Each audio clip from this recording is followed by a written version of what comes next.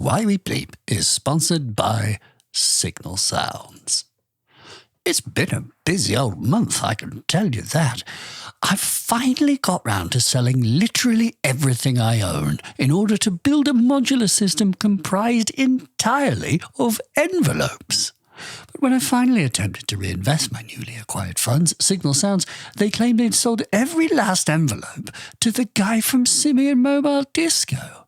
So I returned to my original naughty plan of simply purchasing one of everything that they had new in. It turned out to be quite the investment because they always have lots of wonderful new things in all the time. So in this latest and most eye-watering spending spree, I bought the Herbs and Stones Liquid Foam. My goodness, CMOS sequencing has never made me want to dance so much.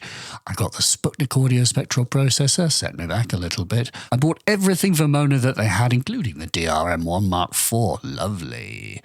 I tenderly handed over my tender to get the tenderfoot modules. I shook under the mat in order to get the Shack Mat modules, including the dual dagger, and I'm pretty sure they had one called like Shatner's Bassoon or something equally insane, so I got that too. And it's a bit of a time for polysynths, isn't it? So I finally got the UDO Super 6, I bought the Prophet 5, and I got the Prophet 10. I got the keyboard and the desktop version, and to top it all off, I got an Arturia Polybrood. Of course, I literally can't afford the electricity to power all this stuff up now, but it's okay. I just like looking at it all. So to explore a deep and everlasting substitution for happiness in the purchasing of music equipment, head to signalsounds.com. That website is signalsounds.com. Why?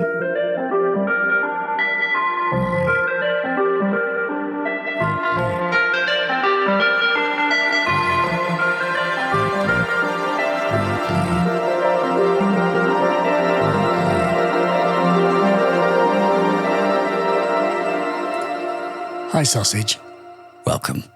We're back, and today we present a conversation with an extremely interesting person. JAS Shaw. You may be familiar with a small group called SIMIAN Mobile Disco. JAS is 50% of SIMIAN Mobile Disco, but itself kind of on a hiatus at the moment for reasons that JAS will explain. Very early on in our conversation, he has had to self-isolate for a bit longer than most of us have. And unfortunately, doing so away from his family in a barn, a very nice barn that he has done up. And we talk about the doing up of barn, but a barn nonetheless, which is where he has his music making equipment. So JAS has been able to produce a record, Solbruchsteller, which is a kind of contemplative, beautiful, ambient experience. It's basically like 3 records together, and is highly recommended. I've been enjoying it greatly, for I was on JAS's Bandcamp before interviewing him and thought, do you know what, there's such a good deal here because you can basically buy his entire back catalogue for 50% off. So I did this and then received promptly an email from JAS going, you're a total wally, I would have just given you that. What are you doing? Which was my introduction to him. JAS I found to be extremely conversational, affable and interesting. This could be one of the sort of most contemplative and I think really interesting conversations when we try and poking the very kind of essence of what makes us tick when we make music. And so it really was one of those conversations where I'm able to like wind up the guest and just let them go, which is a person that interviews people is always a wonderful thing to discover because it just makes your job so much easier if the person is ready for a chat. And good grief, we've all been hiding away. It's in different ways. And so JAS was definitely up for a chat today, and it's been brilliant to talk to him. So I hope you will enjoy this. We talk about isolation. We do talk about the experience of that and the sort of reintegration with the world, about being out of control in the studio and how much control you want to have, and the absolute terror of starting a new record with the same gear that you made the last one with, something that I've not really considered how difficult that may be. But when you're in SIMIAN Mobile Disco and you've been very successful producing records and you're getting talked about a great deal, well, the eyes are on you. You know, in any successful venture like that, the eyes are on you to see what you'll do next. And it's interesting to hear Jazz's frank take on that, you know, because it wasn't easy. And we do talk about modulars because he is a modular person, very electronic, of course, has got a pile of good gear. Yeah, some really good stuff. And so I'm not going to delay hugely because we've got lots to talk about. I think you will be very, very interested by this one. And so before, of course, we talk to Jazz, we've just one more short sponsored message from this most wonderful sponsor. Why We Bleep is also sponsored by Skillshare. Skillshare is an online learning community for creative and curious people like you, offering thousands of inspiring video-based classes on a very great many topics, such as photography, writing, music production, graphic design, drawing, filmmaking, productivity. The list, it is long, but the classes are short. With most classes being under 60 minutes, there are lessons to fit any schedule. I don't think that anyone has found lockdown particularly easy, and in our busy lives, it is easy to forget to ask ourselves, how are we actually doing?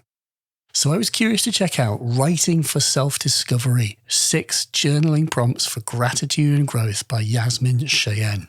That is 6 prompts designed to help you use writing as a way to find time for self-care and translating insights through your writing into positive change.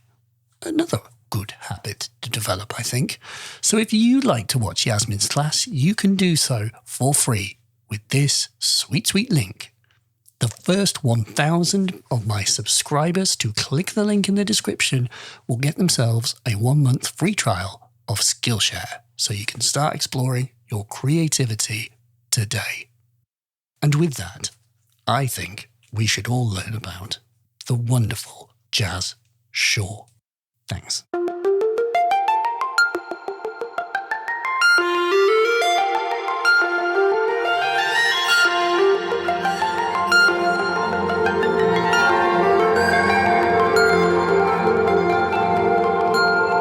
I had more or less exactly the situation you had maybe 4 or 5 years ago, because James and I, James from SIMIAN, we decided to get rid of our studio in London just because it was really expensive and it was really small, various reasons, small, all that stuff. I was actually only looking to move probably not very far, but I ended up moving really literally 50 miles. And being a naive idiot, I thought that converting a barn would take 6 weeks, something like that. No. So yeah, it took ages. But so I had more or less, basically what the setup you've got, I had for, it's just months, did my head in. So I'm in that barn at the moment. So I've got a sort of cancer-y type illness, and I had a stem cell transplant slightly over a year ago and have been isolating. Wow. I started isolating in February last year, leading into... No, I know that's before. Yeah. So that's before. It wasn't that I was smart or anything. My operation was early March. Because the barn's a separate building, I've just been living in it. I only got back into the house 3 or 4 weeks ago, something like that, which is lovely. But my littlest one had some symptoms, and so he had a COVID test. So obviously I was straight out the door. So yeah, I'm back in here again. But it made me think, looking at your kitchen setup behind, I've got the similar thing, a kind of little stove in here and a kettle and all of that stuff. Works. Yeah. Get stuff done. Tea. Yeah. Coffee. Gets made. Poison. Yeah. Pot noodles. Hopefully you're eating better, given, if you're not well, you need to eat. What I fear is that if I was left to my own devices, I would literally subsist on hot dogs. No one gets better on hot dogs from anything. No. I eat all right, fine. I suppose it's one of those where when you're cooking for one person, you can be a bit selfish, particularly if you're used to cooking for a whole family. You've got to kind of cater for a lot of grades of pickiness. And if it's just you, you're like, I'm just having this. It's all right. It's absolutely, it is the dream. I mean, unless you can teach your kids to be non-fussy, but I'll need to take some tips on that because I'm too early in the game to know how. I mean, you just got to wait a decade, I guess. Oh, that's fine. just let time take care of it. Decade of sad meal times and screaming. Yeah, I mean, you know, it gets better. So were you separate to your family? Were you literally not able to see them because you had to be kind of physically isolated from anyone who could make you ill? Yeah, I mean, yeah. I mean, the thing is, it was just for much longer, right? So when I came out of hospital, it was really weird. Everyone was locked down, but I'd been kind of in the middle of it because I was in Tottenham Court Road, like I was in the tower in UCLH, so I could see. Like when it first happened, no one really noticed. I could still see people like walking around and like going to bars and stuff. And then when it kind of really locked down, like traffic just stopped. I was weirdly close to it, but also really weirdly far away. But so when I got back, it just meant that it was ages. And my missus is a teacher, so she's the dirtiest of all. So do you know what I mean? You've got to, yes. Like I had to isolate from effective, and also the kids as well, because you know they once they were going back into school, homeschooling wasn't great. Just the whole thing wasn't great. So it made enough sense. And the thing is, like, you know, we live in the sticks, so it wasn't like I couldn't see them at all. Like we could go outside and see them, but they couldn't come in or anything like that. Still hard. I feel for you. It's not being semi-close, but having to maintain your distance to your own family is like a... Yeah, it was weird. And the weirdest thing about it is it just became very normal after a while, actually, which in itself is weird. It's just sort of extra layer of weird. I had a thing, once I started seeing people again after like being in lockdown, I found it hard to look people in the eye. You know, I felt like it had set me back sort of 20 years of social awkwardness. All of the things that I thought I'd like gotten rid of had come back. I think this is really true. Like I went and voted the other day and I was bricking it, absolutely bricking it. Like I really wanted to vote, but like I kind of walked in there because it was the first building that I'd been in that wasn't this building. So I was really like, what? And you know, it was like all the doors were open, windows open, like people were gelling their hands every 30 seconds. But it was even going into a shop, you become like with the food, you just become very used to being able to control your environment. And so like Jess has sort of tricked us to like go into this like bread shop, and even walking into the shop was weird. But then the weirdest thing was that they were playing music. And I was like, oh yeah, how did we get into this? Like what an insane imposition that I should have to listen to this bullshit that you're listening to. Do you know what I mean? This is just normal. You go into a shop and you've just got to listen to their music. It's the height of... What? It is strange when you put it like that. No way. Like all the norms, we just switch them off for a little bit. And then when you come back to them, you're like, did we do that? A lot of how I have been, particularly recently, experiencing the world is quite sort of third party, you know, just seeing what people are doing on social media or mates kind of sending me pictures of London parks or whatever. And one of the things I was seeing loads of was people going, oh my God, I can't wait to get back to this. Do you know what I mean? Like the second clubs are open, I'll be in there. I'll be licking every other human being around me. And I could completely identify with it. And I was sort of like, you know what? That feeling of when you're back in front of a PA again, you know, just that thing that everybody's missed so much.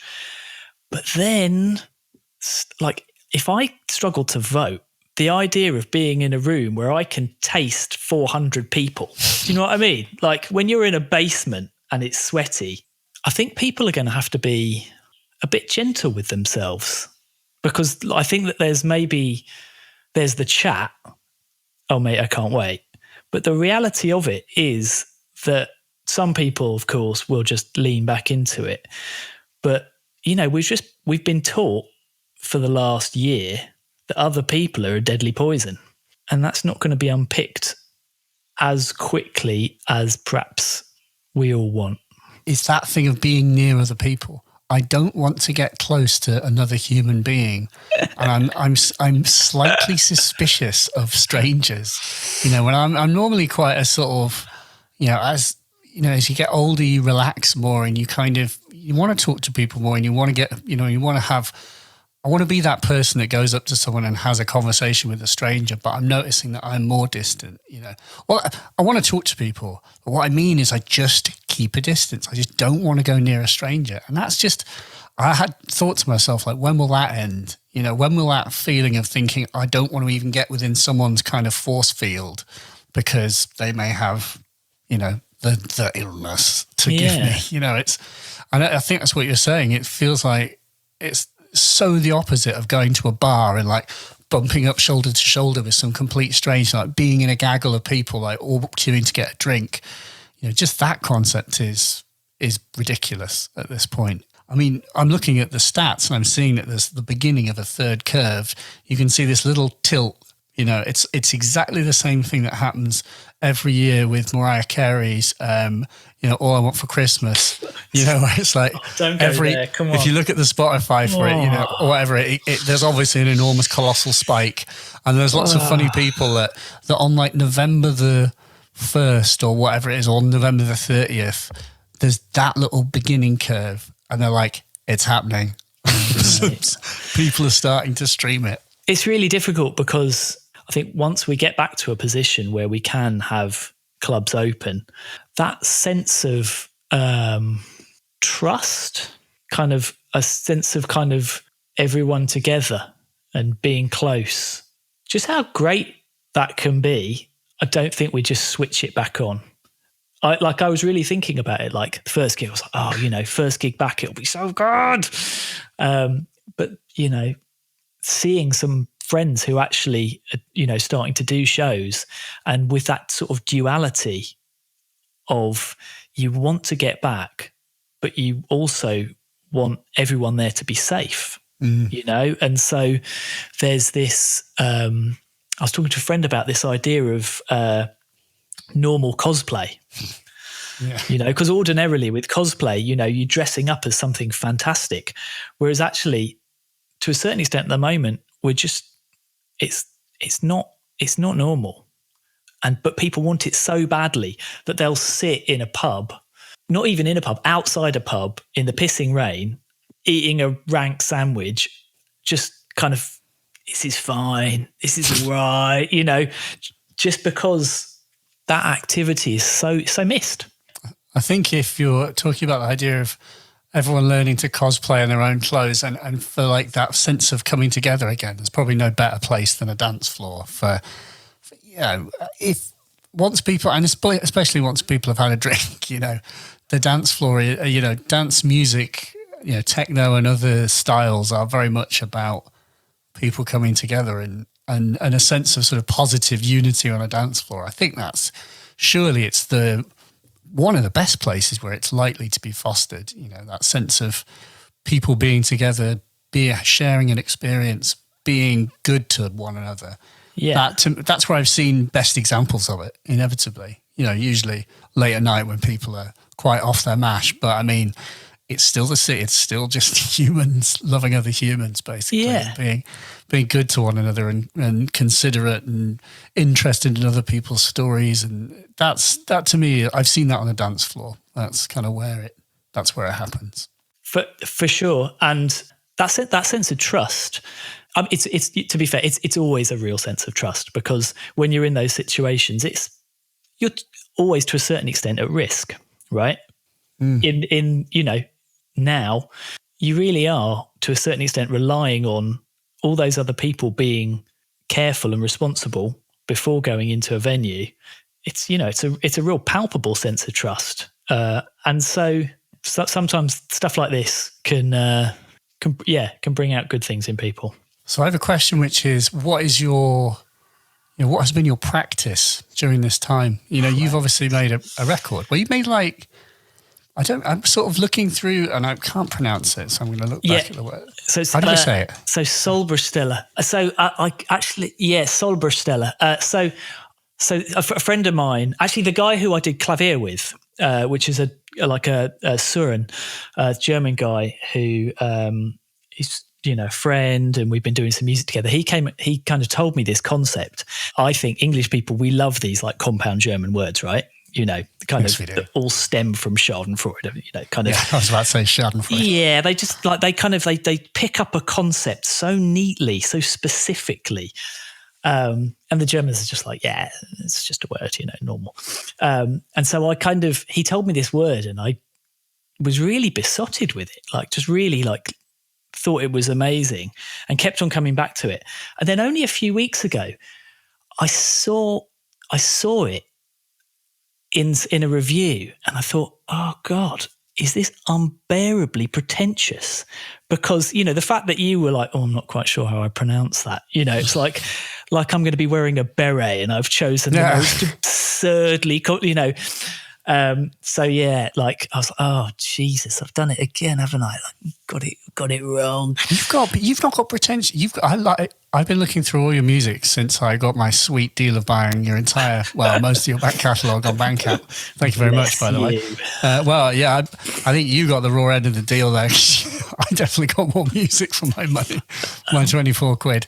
But I think you've got really good track names. I really like your sort of, there's a whimsy to your track names, which I think I'm a big fan of electronic music that has kind of whimsical, there's play in the name. Do you know what I mean? Those don't feel pretentious to me. I mean, what was the Remains of the Clay? Absolutely brilliant. I figured you might pick up on that. Because I was like, Clay Sequencer, mate. You've got, and I'm like, well, I want one of those. How is that? That's something we have to talk about. Anyway, but track names. I bet I do it the same way everybody else does it. How do you do it? Go on. You think of whimsical things that inspire, that the tune inspires you of. I mean, the way I make electronic music is to just play it's like sculpture, or initially looking at clouds. You play with something to just see what happens, and then you hear something that catches your ear, seeing a cloud and seeing the dog in the cloud. I sculpt from there, and then I add to it. So it's a process of just throwing my hands randomly on equipment and then reacting to what I hear and going, well, this would go with that, and then that would go with that, and then I actually am actively thinking about what to put next. But I don't have meanings to the songs. I don't often think like that. Are you thinking that way? Do you have stories or sort of? No, that's exactly how I do it. Right, okay. 100%, yeah. But so interested. One of the things that I really like about DJing is that because you're usually traveling on your own, and there's usually a bunch of other people there, you almost always end up having dinner with 4 or 5 other artists, and they're just at a loose end, knocking around. And I had this really interesting conversation with someone who does it completely the opposite way. And they were saying that I guess more of a DJ thing, they kind of I want this sort of bass line, and these sort of hi-hats, and I want this sort of thing, and then I want it to move like this, and then for this to happen, and then for that to happen, and then they just get in there and construct it. Really, it's literally just building it. They know how it's going to go, and they just do it. And really, that can't do that. No, but that conforms much more closely to the romantic ideal of making art, right?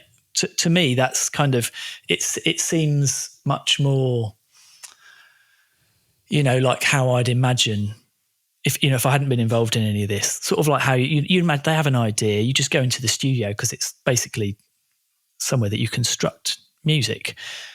Whereas sort of the way that I've always done it is completely the opposite way. I'm entirely reliant on a system. And the bulk of the equivalent to my thinking of a whole song is just me kind of lolling about thinking, oh, I wonder if I plug that into that and this into that. I wonder if that'll do anything interesting. And then when you come in and you do it, sometimes it does, or sometimes it does something that you didn't expect it to, and you kind of follow it around. It's just sort of an interesting process, and the music is like a residue. It's not really the aim. Like you're just doing it. You're doing this investigation, and at the end of it, you've either got a track or you just don't. Right? And so it sounds kind of pretty mundane, and if the process is captivating enough, that's enough to just keep you doing it enough times that you get tracks. Mm. And I don't think this process requires gear per se. I think you can do it with anything. Like you could just, do it all in a DAW. You can do it in you could do it in Max. You can do it with a tape machine. You kind of do it anything, right? It's just imagining like shaping the process and reacting to the output. And that's, to sort of like drag it towards modular stuff, because I know that that's kind of probably most relevant to people. Not in the listening. least. I'm completely agnostic. I've used software for 20 years. It's okay, yeah. It's all music. I think that the thing that draws a lot of people to modular stuff is that process is illustrated in 3 dimensions for you. So if you look at a patch, it's like your thought process. You've thought, okay, what if that goes into that and then that goes into that? And there's bright coloured wires that just instantiate, make physical this quite sort of just this like idea that you've had about how you can connect a few things together. And it kind of reminds you of all the steps. It means that you don't have to, you can like look away at something else, oh, maybe that can go back over there. It illustrates your idea. And that just makes the whole thing more fun and more real. Like, it literally makes it real. And that it is really fun. It's one of those things where just thinking about the idea, there's a lot of stuff where that's enough. You can kind of get to a like satisfactory resolution just by thinking it through to its resolution. But somehow like instantiating it, it's like it's open enough that it's giving you enough options to kind of challenge you and give you choices, but not so many that it's going to take you too long to investigate it. It's specifically the modular, you mean, as in the physical real modular, not a endless Max MSP patch that could. Well, I suppose that it's open. Like I started on Reactor and I never ever finished anything on it. It was not because it was bad, but like when I got my first rig, it was really limited, but it meant that I had to record something to do something else. And because at the time I was into kind of like Raymond Scott and Tomater and stuff like that, I was really stuck on making everything completely from scratch. So if I wanted a kick drum, every single time I'd patch a kick drum and then I'd patch some hats. That process of forcing you to commit, forcing you to like make something and not just be able to sort of like put it aside and come back to it. It's quite, it just gives you a bit of like forward momentum that it's just the ability to undo or to come back to it. It allows you to just cop out and go, I'll do that later. Whereas if you need to pull all the cords out, you're not going to get back to it. I mean, really, are you going to know any better in a few days' time? You're not, right? Like, you're not. You're definitely not. You're just not going to. So just record it. Just track it. And like, if it's wrong, do another. So there's this real sense of committing. The difficulty is that there's this like fetishization of kind of expensive gear, which it doesn't need to be. You know, you can do all of this stuff. Like there's no, you're not cutting corners in using software. But I think you probably are selling yourself a bit short if you do that thing that I did of, you know, you like patch a snare and then you go, probably could be a bit better. Maybe I'll listen to some records and I'll come back to it, you know, or like, and then you come back to do another one and you just open the old snare. It's pretty good. Just track it. Whereas, you know, if it was all out and you had to repatch it, just the process of tracking it, of repatching it, you just go, maybe I'll make the noise out of, you know, we'll get like a comparator and a this and a that, and we can just do it slightly differently. It sounds different. And like, then you just learn different ways around it. It sort of invites you to do it. And there's no reason why all of those benefits can't be had just by discipline, I think, with software. Benefits? Like the benefits of the physical thing, of the limitations of it, and the kind of the discipline, right? Like at a really hard level. I wouldn't necessarily recommend this, but like I met someone again. Basically, I pick people's brains about how they do it when I meet them. I met someone who, when he had an idea that he thought was kind of good, he had this rule where he'd track it and delete the session. Delete all the parts, everything. Just delete it, gone. Got that track, that's it. Which at the time, I made that face. The face you're making, I was like, you what?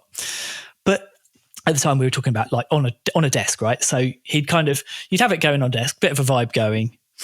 And you get that feeling like, this is a thing, isn't it? Right?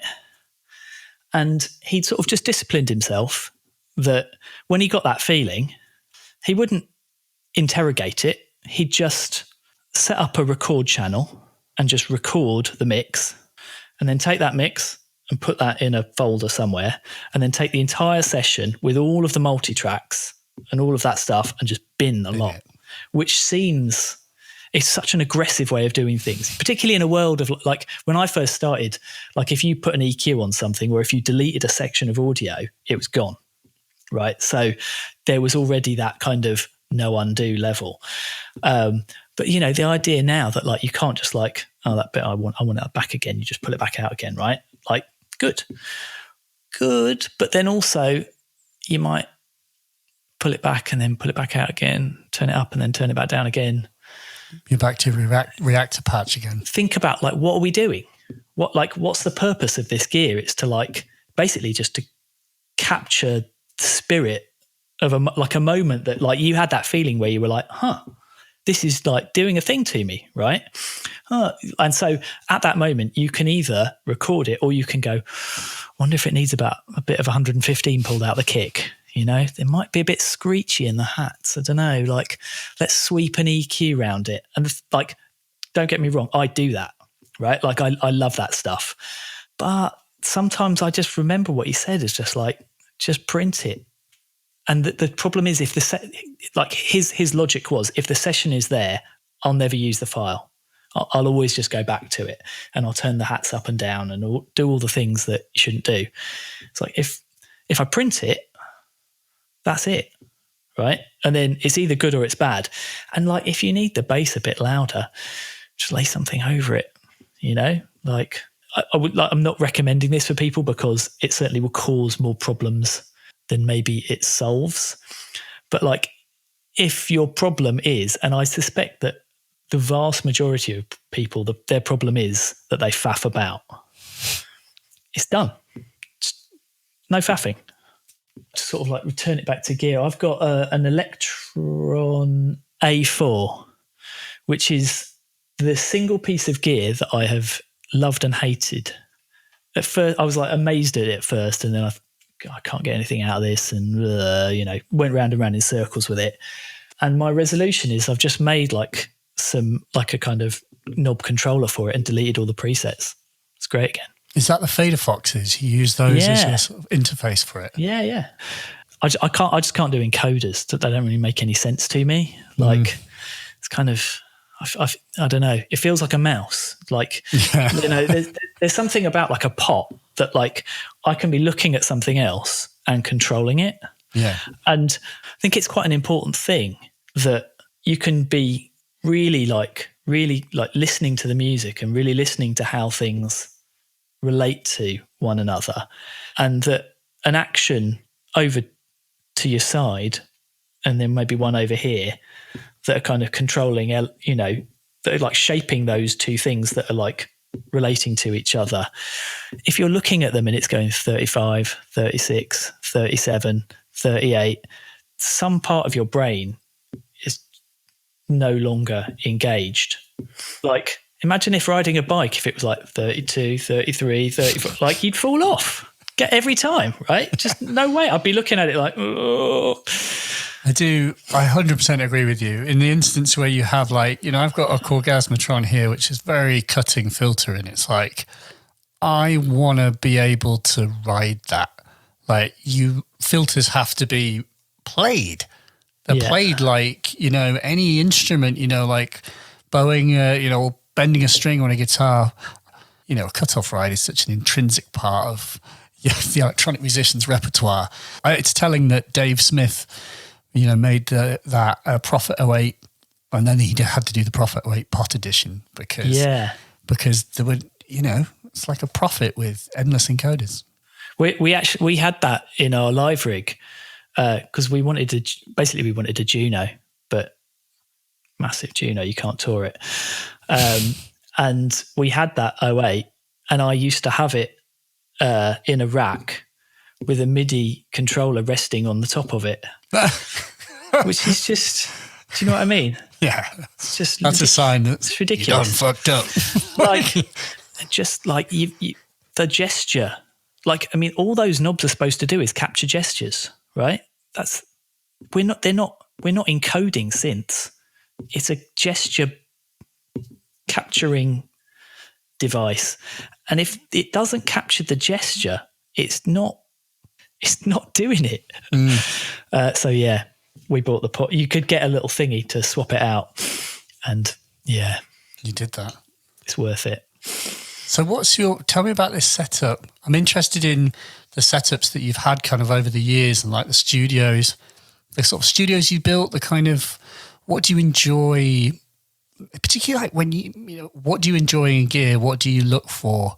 What do you enjoy giving yourself to do when you make music and play? You know, what role do you give yourself? What do you give up to the machine? All of it, really. I think maybe an interesting way of looking at it is, so when I was back to going to hospital, I stupidly thought that I'd just be like in a room, basically just trapped because I couldn't be able to go out, but kind of fine. And so I made myself increasing sized synth rigs that the idea was my missus was going to bring in, and I would not go loopy stuck in this room for a month. So the first one was just Norns, which is the thing that is completely blown my brain out recently. It's just really, really basically just does, you know, from a sequencing point of view, it's just kind of really interesting. So I'd made myself some little sequencers controlled by, I'm trying to see if you can see it. Yeah, where is it? There we go. Let me turn that around. For the benefit of those who can't see, there's a Circlon, Analog AS Modular, Monome, Norns, and Arc. I've got a couple of Mother 32s patched into a single voice, which is super limited, but in a really good way. Basically, it's got that slightly Juno thing where, like, regardless of where you turn the knobs, it just sounds really good. Yeah.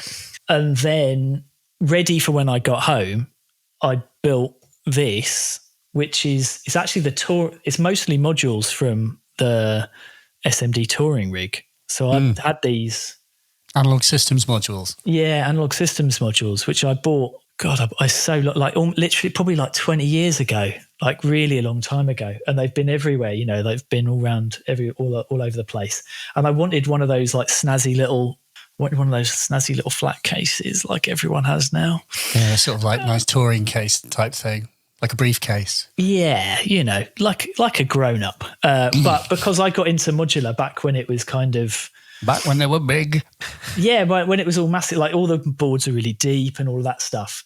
So what it is if you can imagine one of the kind of old school Dofer style analog systems rack cases, I suddenly realized that there were other sides to it. And so what I've done is I took the back off and I've put the power supply at the bottom, and I've got it so that there are modules on the back as well. Oh my goodness. As on the back as well as the front, which is a stupid thing to do. But I'll put my hand up. It was a stupid thing to do. I don't think that's stupid. I think that's perfectly fine. I feel, yeah. Do you have it on a Party Susan so you can rotate it? Well, I did consider this, but it raises its own interesting to me set of questions, which relates back to what you were saying. What do you want to do? Like, practically, do you need to touch all the parameters on your LFO, or can it just knock around? Like on a reverb, do you turn the knobs on it, or just put them up to full and then that's it? It was sort of, interesting in the loosest sense of the word, but it was sort of interesting in terms of like what I put on the front and what I put on the back, and I ended up with like various ideas. Like I was going to have all the oscillators on the back, which I'm glad I didn't actually. If I tried it by turning it around, or I was going to have only envelopes on the front. I was going to get all I am into envelopes. So you'd like patch a sound, and then you just have lots of different ways. You'd have like various different pulses coming in that would just animate the sound. So in this process, it made me come up with a new Eurorack format, which actually maybe now is you're the perfect person to. It's the world premiere, ladies and gentlemen. Particularly on newer modules, the patching part is usually like clustered at the bottom. Yes. Right? Like on the modules that I've got, usually it's next to the knobs. There's no kind of sense of kind of like looming or anything. It's just a kind of like mat of stuff that goes over. So what I was thinking is that either in like a 1U tile, or as just a separate, like effectively like a separate little module below, just connected with a ribbon cable between the two, it would mean that you could have like a 3U channel of just patch, right? So your rat's nest down there, and then your main board that's just knobs. Yeah, sort of get the cables out of the way somehow, like trunk them. Well, trunk lines is a sort of concept that is on the Moog Modular. I have trunk lines where at the front and the backs, there's basically, the back and the front are connected so that your trunk lines will go out to your desk. There are some really good modules which are like RJ45, like Cat 5. I've got that, yeah. Yeah. I've got that Dofer one. In fact, so inside that Dofer one, there's a header, a little header that you can use to connect it to other ones internally. But it's just a really weird format. So charmingly, not charmingly for me, charmingly for the company, I emailed Dofer, because Dofer it's the multi-core that Dofer make, right? I emailed them, and Dieter Dofer emailed me back. Of course, it is charming, isn't it? Yeah. Do you know what I mean? Like, yeah, and he said, we haven't got, like, I haven't told anyone about this yet, but we will do it, and we'll put the cables up, and here's the manufacturer that you use. And I would have had to have bought like 50 meters of cable. Oh God, for it to, so I haven't done it yet. But sometimes I feel really like burnt out, particularly with Euro, because it feels there's a sort of frenzied, slightly kind of greedy quality to it. It's really weird. Before you even saw your mouth forming the word F, I had the word frenzied in my head. It's very weird. Yes, it is. Like, it's not healthy. It's like, it's not. It's not. It's consumerism, like, ramped up. It's sort of all of the cycles that you go through where you like, the sales funnel, that is just like it's turned up to 11. So it's just happening a lot faster, and a lot of people more in love, more excited, more desirous for the thing more quickly, and then you forget about old things. It's like when I was looking at what's the show that you did with Simian Mobile Disco, where it's like in that Starfield place. It's like radio. Yeah, where you've got the double circlons, and I love that. Yeah. I love the overall presentation, the whole thing. Musically, it's great, but it's just like, it's a great expression of like just gentlemen at their synths, just quite, it's very serious. I mean, it does look ridiculous, and I mean that in a very, positive, good way. It's just the seriousness of the whole thing. But I noted that, it's 2014 or 16, was it? And I was looking at the modules, and then, I was like, oh, there's a cycle box. And, I've got it right here. I've got one of those cycle boxes. And I was like, that's vintage now, and it's sort of like, but it's not that old. It's weird. There's a sort of, like those analog systems modules you have, those almost feel sort of prehistoric at this point, which is so weird because they're just not that old. Although I was working this out, I don't know what the significance. I was thinking to myself, if this year was the year the DX7 came out, then the Moog modular system, the very first one, the first voltage controlled modular, would have come out in 1999. Right.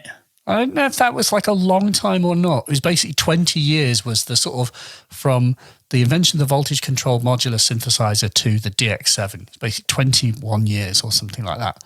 I was like, is that a long time?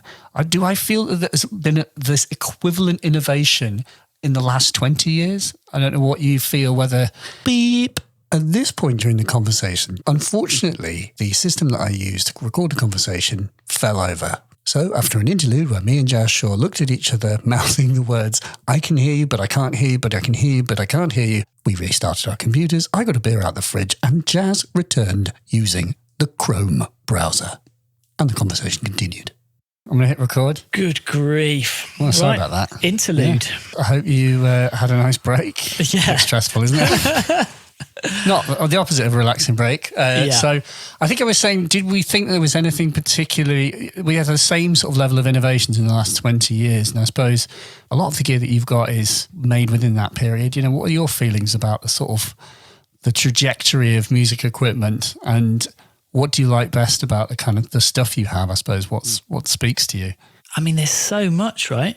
Like all of it in different ways. For a long time, Circlon is actually, it's sort of become like kind of how I understand music to a certain extent. What do you mean by that? Yeah, what does it do for you? I feel like maybe for like pretty much, with the exception of stuff that we did on the Juno, you could make any of the tunes that I've made in the last 20 years with just two sequencers. Like if you just get a sequencer and then another sequencer and it bothers that sequencer in a different way, I'm slightly simplifying, but also slightly not simplifying. It's that mindset. So it's in the process of making music, I don't touch the keys, and that's not it's just because I don't have the sequencer inside me. Do you see what I mean? Like, and so the process is like, I kind of want a note here and a note there, and then I sort of want it to go up a bit and then down a bit, right? So maybe that's like, it's always, I start from a quite boring point, and then I modulate it until its boringness is gone. That's something that I could do if I was a skilled pianist, but then I kind of like learnt on guitar and violin. And so the idea of like discrete notes. So with a violin, there just aren't notes. Like there aren't like kind of discrete notes. There's kind of varying degrees of pressure. And so once I moved from, again, like back in Reactor, you like write these like notes into a sequencer. You just have like a drum machine and that sends some clicks. and then like maybe send it to a divider and that goes to a sequencer. The decoupling of those two things felt much more like a guitar where, you know, you might like hit a note and then slide up onto another note, or you'd be bending the string, but then even the sort of friction of the bending the string would make it make some sound. So you kind of just like have the amp hanging open a little bit, and it felt like they call that like discrete, right? You know, discrete sequencing. That process just seemed much more natural to me. And the downside to it is it's more or less mono, right? It's very difficult to do in poly. But then that's kind of fine too. Like a lot of the stuff that I really liked, particularly like electronic stuff, it was very spare. And then a couple of the people who had done those records, I met them and went, "Oh, I love how you really boiled down stuff to just a few notes." And they were like, "Oh, it's just because we couldn't afford polysynths." And you go, I would have done if I could. Oh yeah, yeah. And that it just seemed to work. And so what I lost with Cirklon was what I really enjoyed was just turning the dial. Like what I love on just a raw sequencer is particularly I've got some kind of like ropey surge stuff now. I say ropey, it's, you know, kind of DIY surge stuff. And the sequencer on that, you can just hold a stage and just turn the knobs and then let it go, and it kind of taps along and then hold another stage and just turn the knobs. And it never says, "Oh, that's this note or that's that note." Because like I've learned like a little bit of like a sort of problematic amount of music theory where I go, "Oh, well, that's the fifth. So then, you know, maybe that needs to do," it adds preconceptions without really helping me in any kind of sensible way.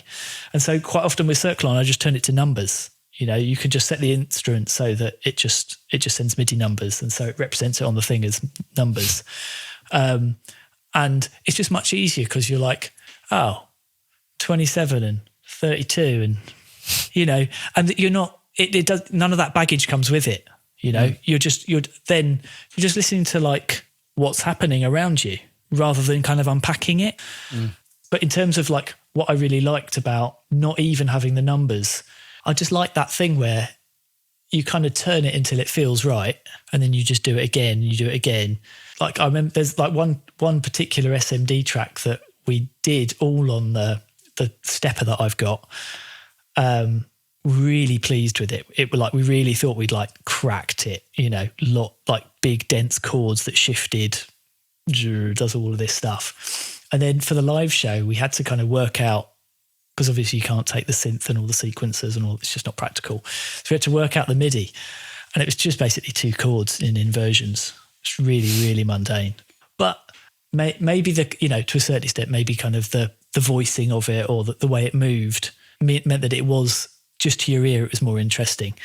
But then also maybe the fact that if it had just been two chords and it had been visibly just two chords, we would have felt compelled to add a third chord because we're so clever we can use three chords.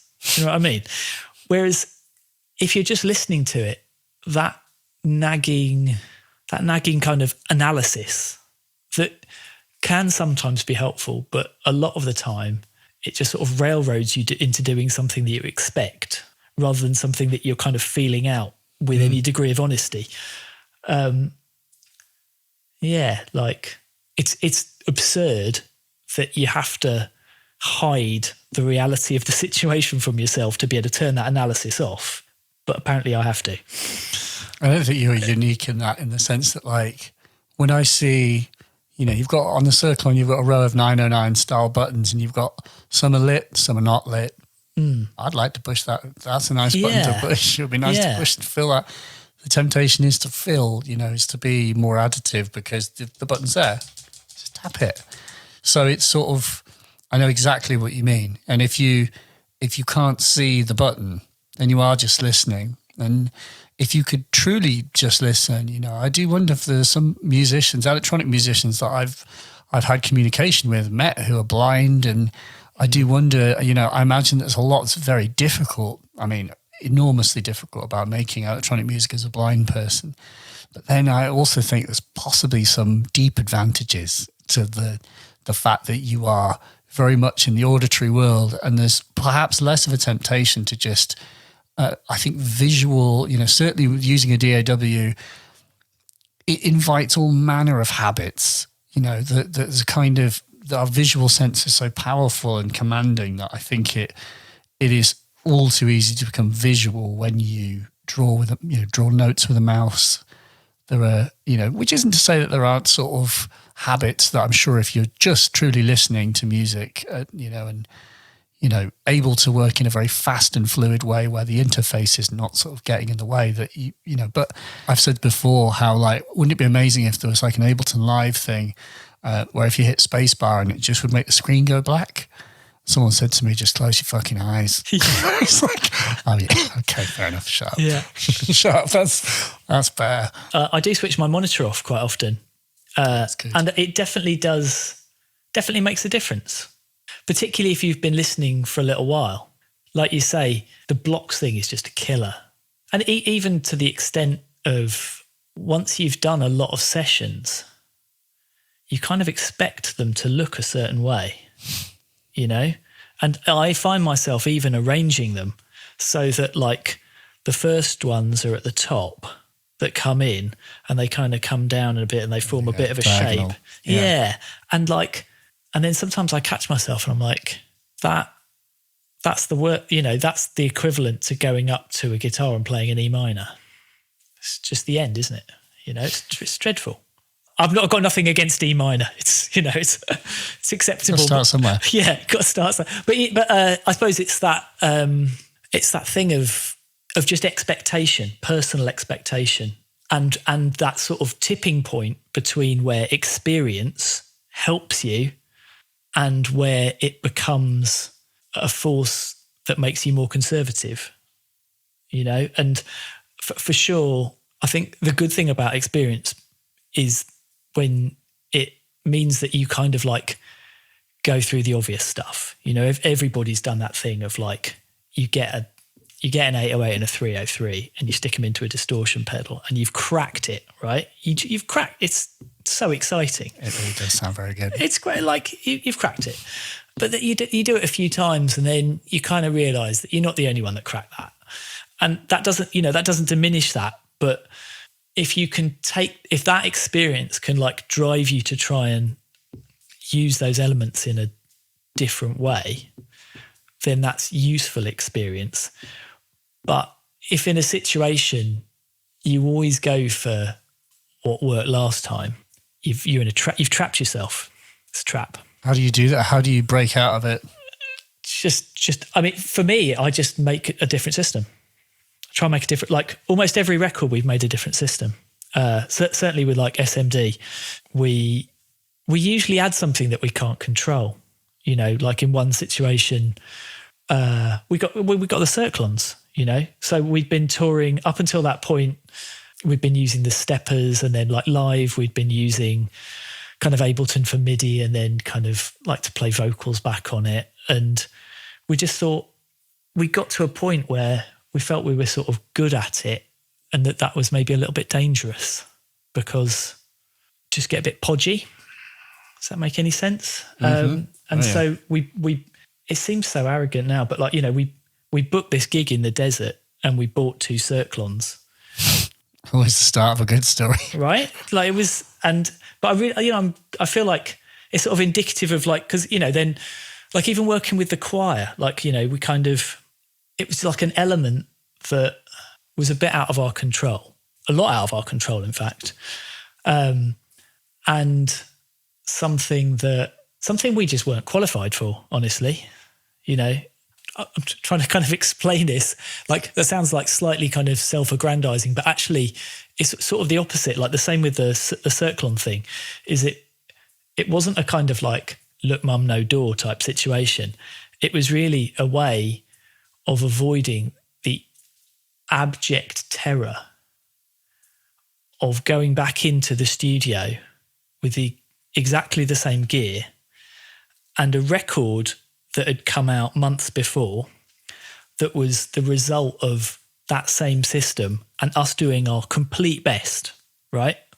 Putting everything into it and then just coming back to that same system and being like, right, you've got to do it all again, but better and different. Impossible. Like impossible. Like I can't do it. Like at the point an album's finished, that's all I've got for that system probably. And so I have to pull it to pieces, you know, and rebuild it in a way that I feel that like I can approach what is in truth two sequences arguing, but is somehow instantiated in a way that is fresh, feels fresh.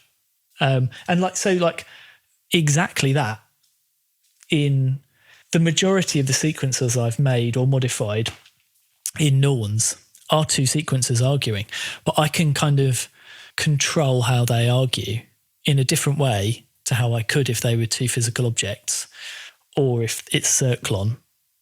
Tracks can argue quite well in Circlon, can't they? I mean, there's sort of Orcs events and like they can interchange. You can swap notes between tracks, can't you, and stuff like that. Yeah, it's really good.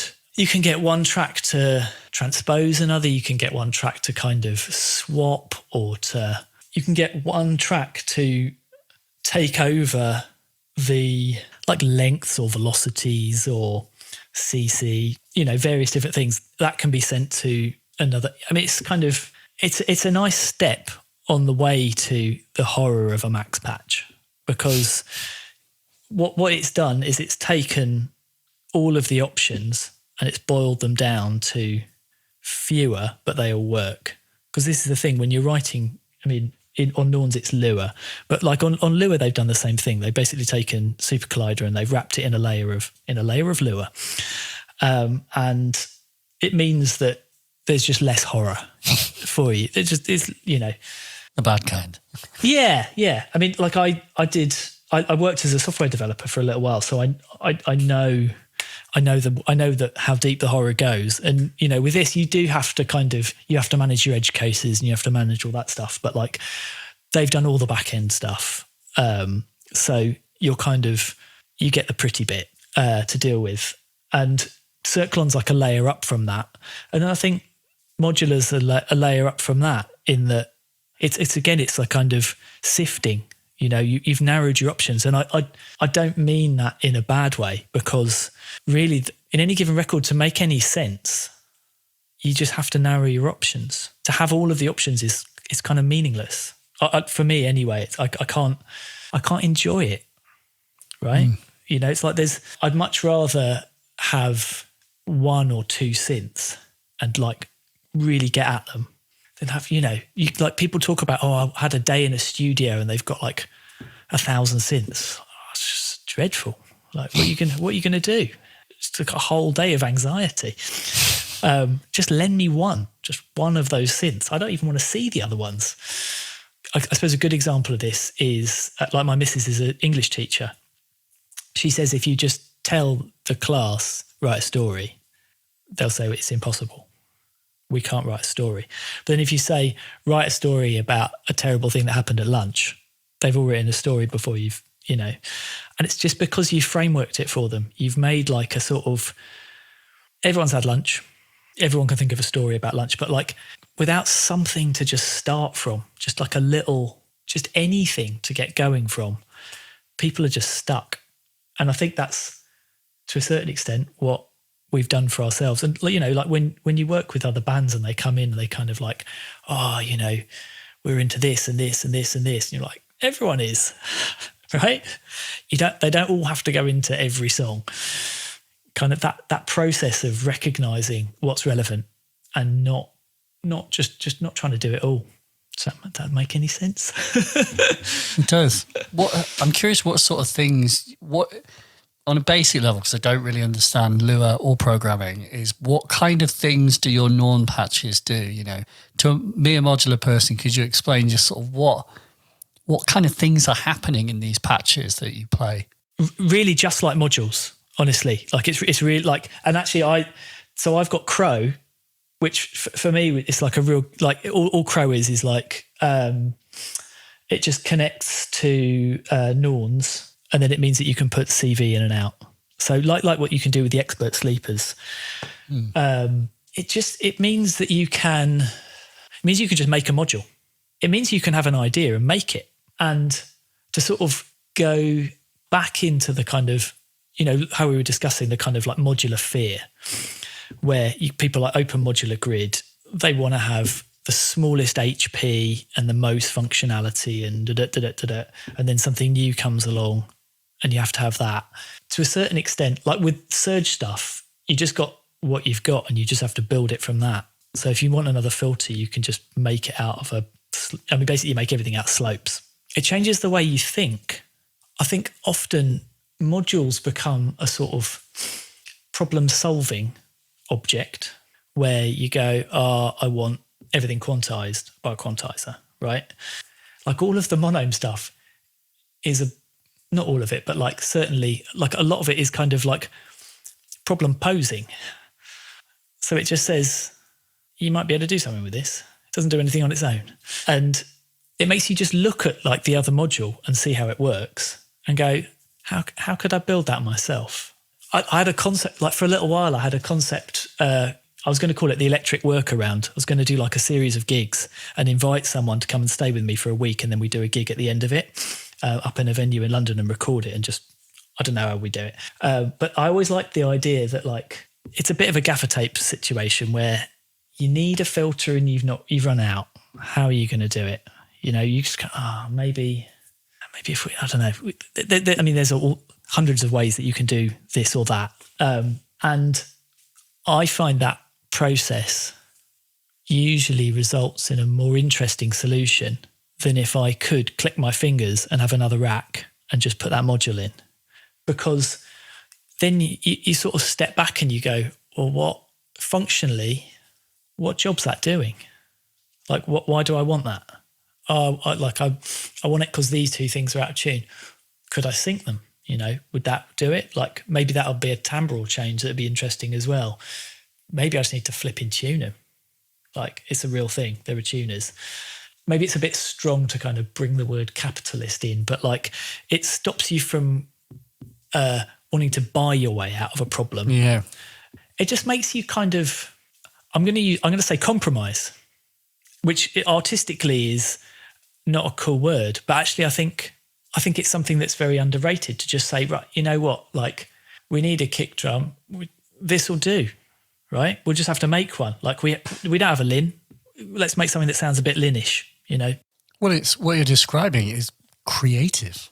Yeah, exactly. It's a more creative solution. Yeah. Than just buying the thing that does the thing. And I think there are many occasions where I thought, wouldn't it be amazing if I could do, oh God, I should be able to do this. Like, it would be cool if I could do this. Oh, I need to go on Modular Grid, find the module that does it, without realizing that I already have a module that does that. Like, or there's a way that I can patch that functionality. It's happened on more than one occasion where I have tried to invent something that I already, or tried to buy something that in effect I already own.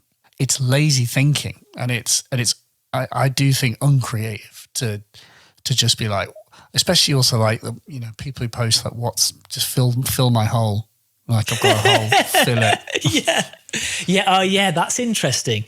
That's a thing, isn't it? That people have go, I've got so and so space.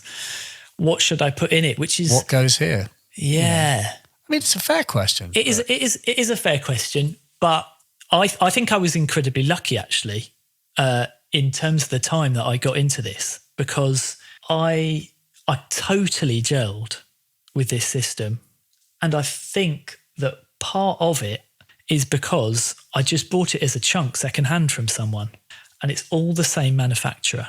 I mean, now I've got the odd bits here and there, and something that is really underrated is they don't just stick the knobs where they pop up on the PCB. They think really hard about where everything goes, and they think about it in between the modules and how the whole system plays, right? And I mean that in terms of how it patches and how your hands move around it. These aren't accidents. And, I see this a lot in, I saw, what's her name? Emily from Mutable Instruments has so open-mindedly made everything open source. So there's all these like 2 HP versions of like enormous modules. And if you ever read anything that she said, it's like, it's so deeply thought out. And the idea that you would take something that has been thought of and just scrutinized and just make it as little as you can so that you could fit another envelope in.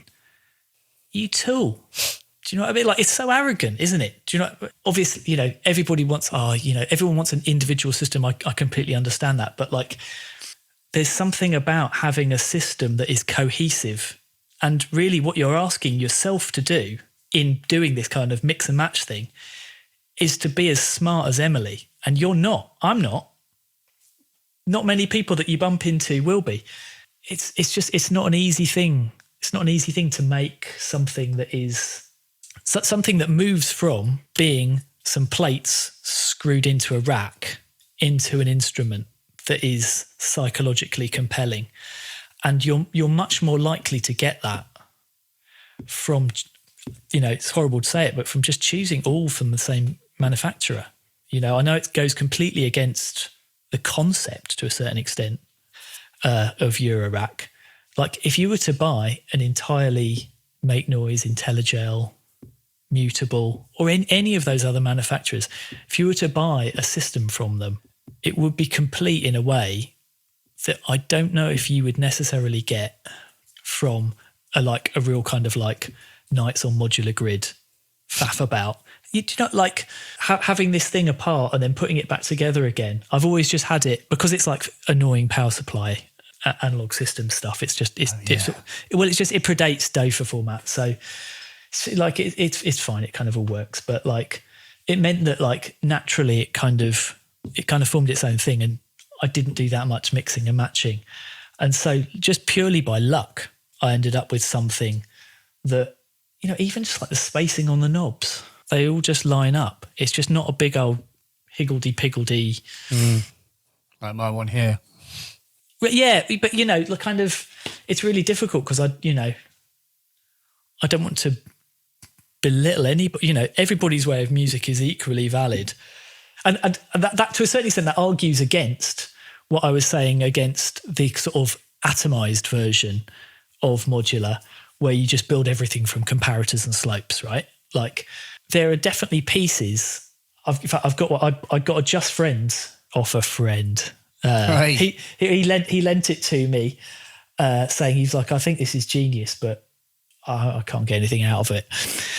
And it was exactly the kind of thing that I was like a bit sniffy about, because it looked to me like it was just 6 slopes. It is just 6 slopes.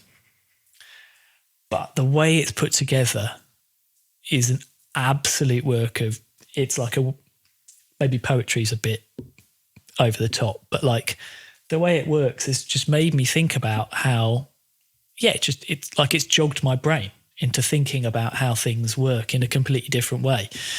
And it's brought that to me. And so like with a really good module, you're not buying this many dials and this many jack sockets. You're buying like a concept, right? You're buying their idea of how to make music. It feels like they've got like an aura in the process. It's quite nice. Like, I kind of have totally undone my own argument of just turning at one point I was like, I'm just going to have slopes. That's it. Panel of slopes, done. You can make any synth out of that. You might as well have punch cards at that point. No. Well, you know, the thing is with slopes, they can do everything, right? They can be oscillators, they can be filters, they can be envelopes. All math system. Like it wouldn't be that, like you can buy the boards, you could just make yourself a panel and just have 18 slopes or whatever, done. Can you get resonance out of a slope? Can you make it? Yeah, you just feed it back. You just feed it back into itself. Yeah. Okay. It's not. Because that's all resonance is, isn't it? It's just the output getting sent to the input, right? I think it is. I don't know that for sure, though. I'm probably wrong. There's going to be people, they'll prove us wrong. But so I made this system where MIDI notes, they come in with CCs for any extra MIDI notes, then it unpacks it. And if there's more MIDI notes, if there's 2 MIDI notes that land at the same time, the velocities are added. And then there's a kind of thing that to relate back to the slope thing, where if there's a lot of activity, it just ignores them. It just kind of, it's just like, Well, if it just there's doesn't play anything. So like it's like a kind of hysteresis thing where like you can set how long before it listens again. So if a note comes in, it might stop listening for 20 milliseconds, or it might stop listening for a second. And it's such a rudimentary, like a really kind of brute force thing to do. But actually, if you have a sequencer that's running considerably faster than that, just that process can make it really interesting, because you get like this one and that one and this one and that one. And it means that the sequence sort of demonstrates itself over the course of maybe 8 bars. And actually, it sounds like you've put a lot of effort in, and all you've got is like an 8-step sequence that's knocking around and a thing that's just ignoring most of the notes. And why do I find that compelling? I'm genuinely asking myself that question now, because when I said it, it sounded fucking stupid. Well, I mean, I've been rediscovering the trigger riot, which is, the trigger riot is basically, it's lots of clock dividers in a line with logic that combines them, and that adds up to make beats, basically, or patterns. And then you've got probability for each one. And so you set an 80% probability, and just even without probability, it begins to sort of almost, the human mind, which loves to find patterns, begins to start to like hear the drummer thinking and playing stuff. But then as soon as you introduce probability and you just sit back and listen, you're like, good grief, this is, off it goes forever and ever and ever and ever with these complex, ever-changing beats. And it's, all it is just some divide, literally it's 4 clock dividers, logic and some but it's the probability that makes it interesting, because then there's a different interaction each time. And I think, I've been listening to this book about like the human brain, and it's like the Darren Brown on Audible talking about the fact that human, the joke is that there's this thing where there's like patterns being flashed and multiple colors. And I won't remember this well, but the crux is that there's humans are being tested, and there's a sequence of flashing lights, and you have to push the button, I think, to predict whether there's going to be a green light that comes up. And rats are given the same thing to do, and the rats have to judge if there's a green light is going to come up, and the rats intuitively work out that 80% of the time that the green light comes up. But the humans are unable to infer this just basic commonality in the lights that are coming, because the human brain is trying desperately to see a pattern. So it thinks, I know when it's coming. And it's like, and it's trying to unpick and think through something where there is no, there is no pattern. It's just 80% of the time. And basically, even after humans are told what is happening, they still don't do it. They still do it wrong. And it's this idea that human beings are just so enamored with trying to find patterns in things, and that, rats are not. I don't know where I'm going with this, but it's that sort of idea. It's, and I think maybe that's probably why we like listening to, it's why we like looking at clouds, obviously. Okay, yeah. And it's probably why I like listening to clouds, the module, like, bringing it back. That makes sense. And I think that's, to a certain extent, what you were saying at the start about you hearing something. You just start something and then you hear something in it, and you kind of manipulate it from there, is because the analysis that your brain is doing, it's looking for sense, right? It's searching for meaning rather than just counting and then dividing by the amount that it had before, which in that case would be more successful, but wouldn't make you music. That is completely what I love about all of this stuff, is that at a certain point, because it's so rudimentary, it's really basic, a couple of sequences faffing about, and then at a certain point you just go, it's doing music, right? Like, how is it doing that? Why would that make music? It doesn't make any sense. And it's sort of an unfair thing, but I love the fact that such a rudimentary couple of sequences or a divider, that process somehow turns a clock into something that for some reason is meaningful to you, to somebody else that listens to it. There's an asymmetry to that keeps drawing us back, right? It definitely keeps drawing you back, for sure. I haven't solved it. I haven't spotted that it's 80%.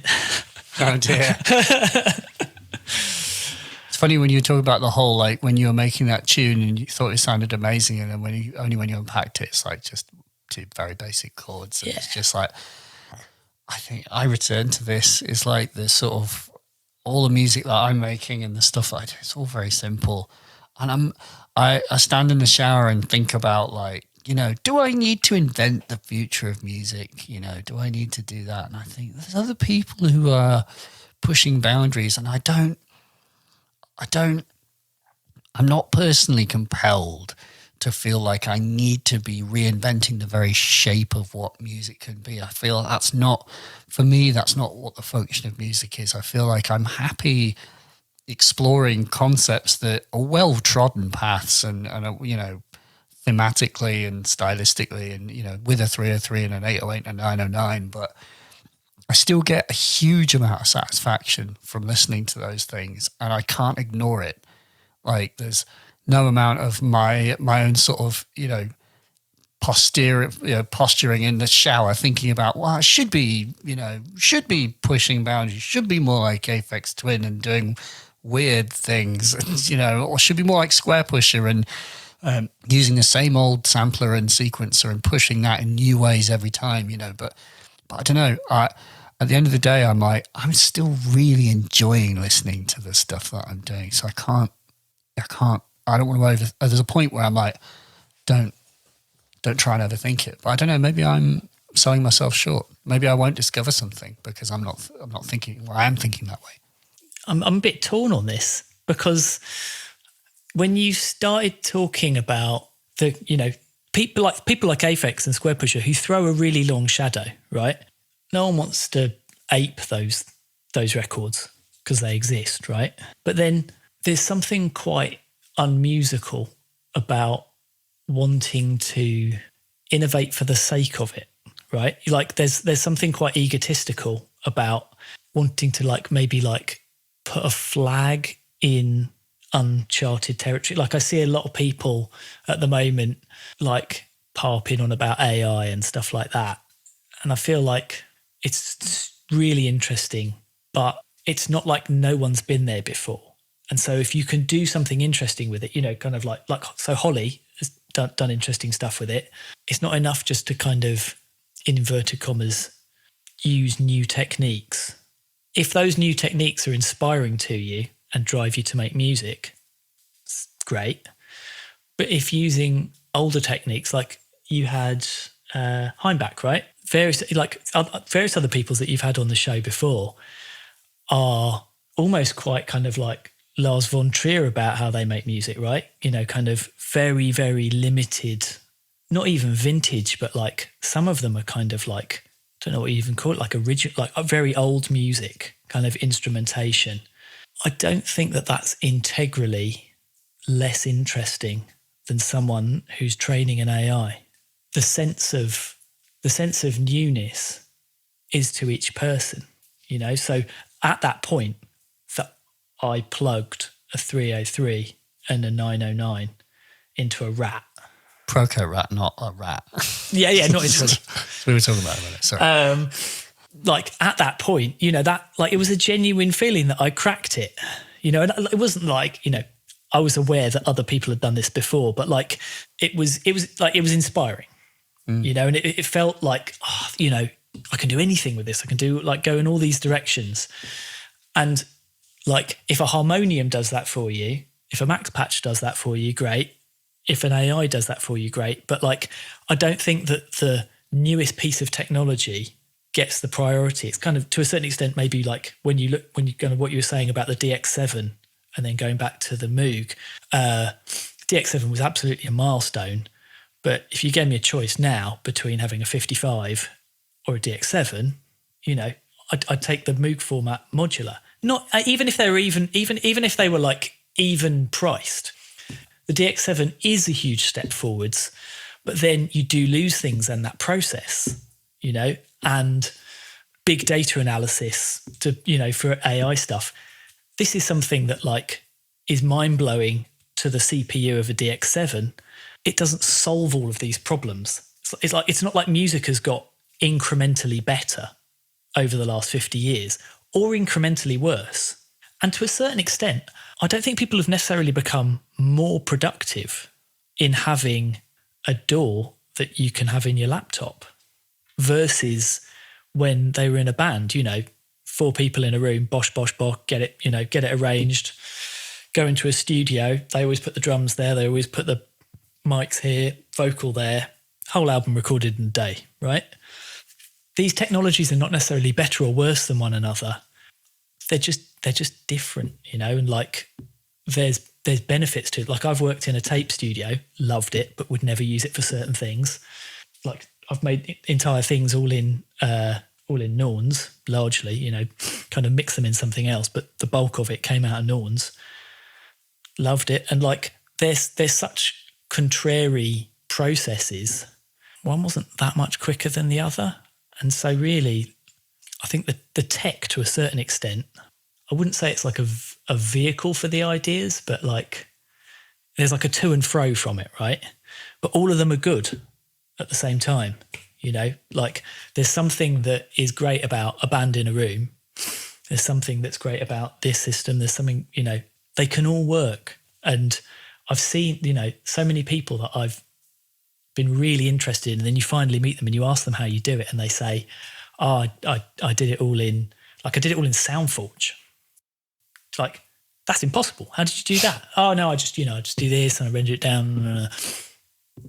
Completely alien. Or they say, there's like a period where a bunch of people that I met did everything on these like particular multi-track like tape machine. You know what I mean? These kind of like noise guys. You'd have like a delay pedal and a crap sampler, and like it would sound so dense and so amazing. And they're like, oh yeah, it's just basically the 2 outs from this cassette based system, and it all works. Thanks very much. Lovely. All right. I'm done.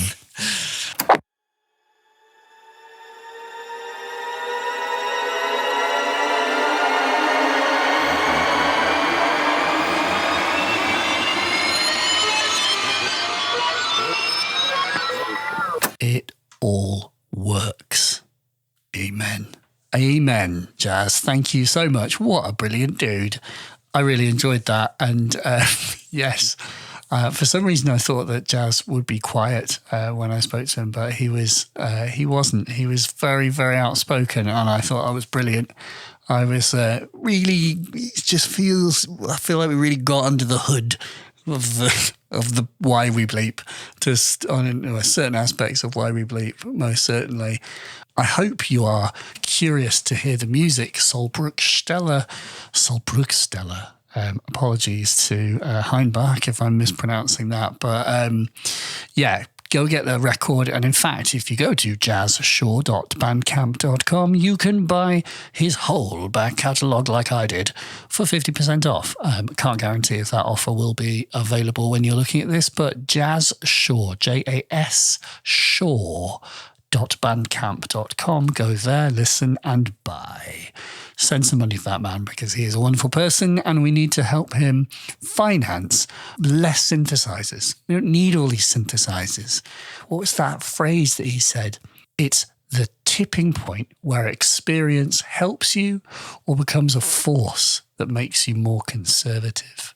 That isn't really about the equipment, but I thought it was incredibly insightful. Where does experience help you or does experience make you conservative? That is a very, very ponderous thing to ponder, because as you get better at making music, Is there a sort of boomerang effect where you get worse? That chestnut, that when you listen to the first music you ever made, quite often it's not as terrible as you think, because there's a kind of beginner's sort of naivety, which is charming, you know? I've definitely felt that, and I'm sure you have too. It's slightly concerning, because then you think, how will I ever recapture it? There's another phrase about becoming an artist is the process of sort of becoming a child again, or remembering how to be a child as an adult. And I think that certainly applies to music, remembering to be playful and enjoy these processes. It sounds a lot like jazz has that. It still is aware of how to apply limitations, just use a couple of sequences and have them kind of argue together without getting too overwhelmed, and knowing that you need to change things, change the systems that you're playing with at the end of every album, lest you feel paralyzed, that you fear repeating yourself endlessly. That's the tipping point where experience helps you, or may make you conservative. So just change your equipment. Which isn't to say get more. Sell your old things and then buy new things, perhaps. That's a more healthy way of doing it. Constant rotation of studio. Well, I think that's pretty much all we have time for. And I want to thank our sponsors first. That is Skillshare, and that is the beautiful, gorgeous and wonderful Signal Sounds. Signalsounds.com and Skillshare. If you look in the link in my description, you can get a free month trial and do some learning, watch some videos. It's really good. Get yourself on there.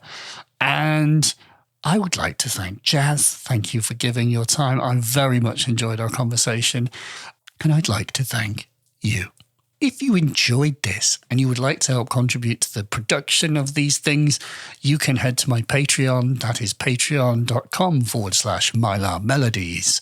And you can join the amazing crew of people who chip in every month to help fund this and other videos and shenanigans that I produce where I can, where my current situation is allowing me to.